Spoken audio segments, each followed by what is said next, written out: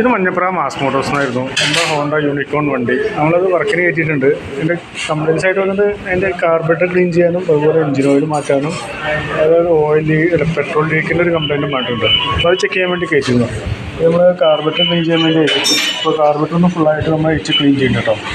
Cleaner വെച്ചിട്ട് ഫുള്ളായിട്ട് നമ്മുടെ അയച്ചത് ക്ലീൻ ചെയ്തിട്ട് ഇതിൻ്റെ വേറെ പാർട്സ് ഒന്നും മാറ്റൊന്നും വേണ്ട.